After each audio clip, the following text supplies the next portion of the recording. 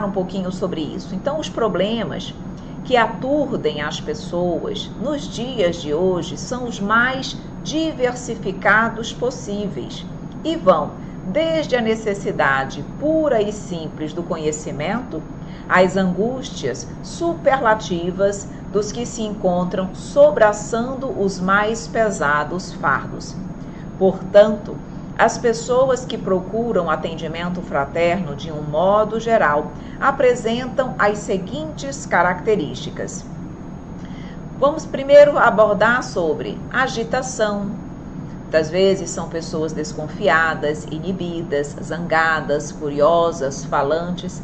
Claro que isso varia de pessoa para pessoa, mas percebam que o assistido, ele nem sempre vai chegar lá. Normalmente, principalmente se ele buscar a casa espírita pela dor, ele não vai chegar lá uma pessoa extremamente serena, equilibrada, com o seu emocional muito bem.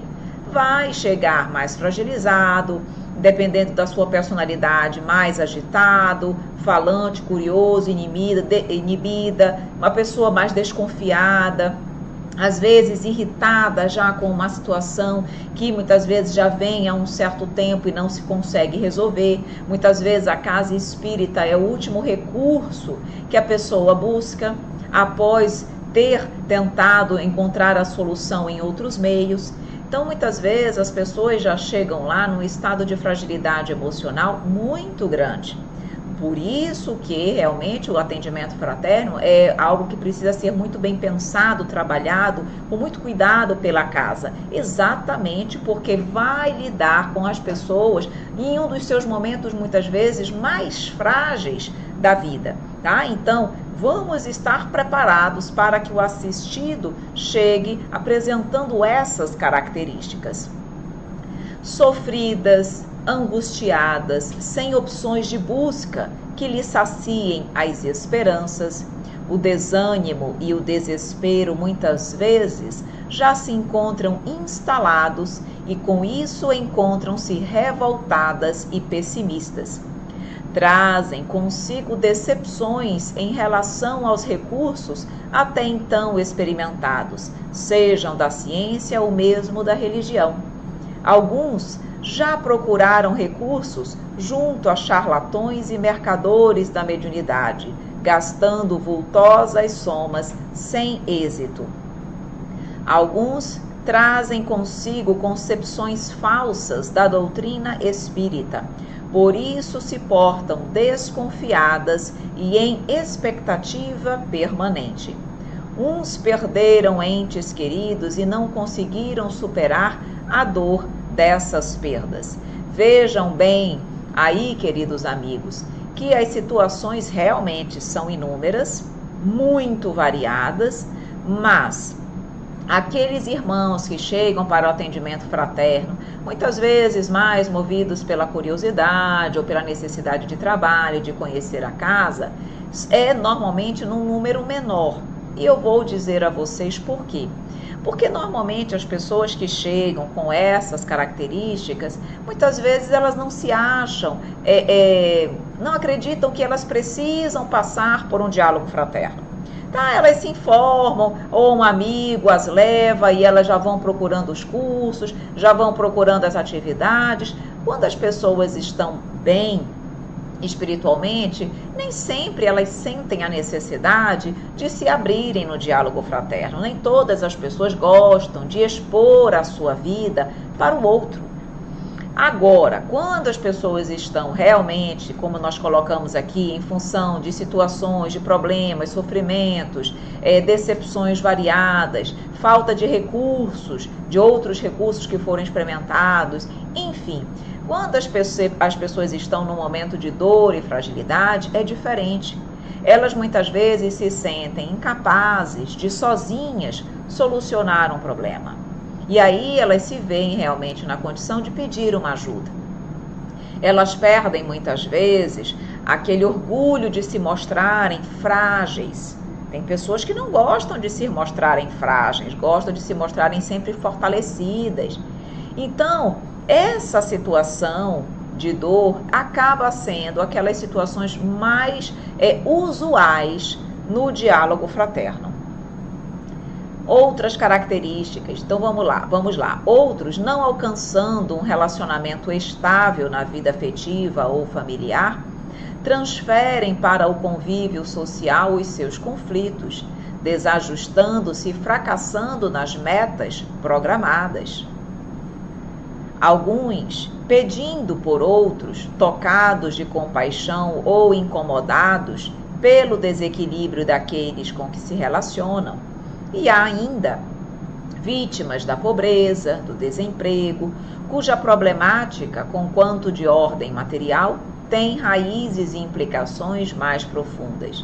Então vejam, é comum também, dentre as características dos assistidos, aqueles que apresentam dificuldades de convivência afetiva com os seus familiares, com os seus parceiros, filhos, e muitas vezes essa dificuldade ali familiar acaba sendo transferida para o seu convívio social, que traz conflitos e mais desajustes, e parece que a vida toda se desestabiliza. Então também isso é algo bem característico e comum dos nossos atendimentos. E por quê? Porque nós sabemos que os desafios no âmbito familiar são muito comuns, porque nós sabemos que grande parte dos nossos reajustes estão dentro dos nossos próprios lares. Então é natural que as dificuldades ali se apresentem. Aqui também nós vamos encontrar entre os assistidos aqueles que buscam muitas vezes ajuda não para si mesmos, mas para um ente querido. Muito comum pais e mães buscarem ajuda para seus filhos. Tá? Então isso também nós vamos nos deparar e precisamos ali, nós sabemos que embora às vezes o atendido diretamente, o assistido seja um filho, uma filha, não há dúvida que a problemática acaba influenciando toda a família.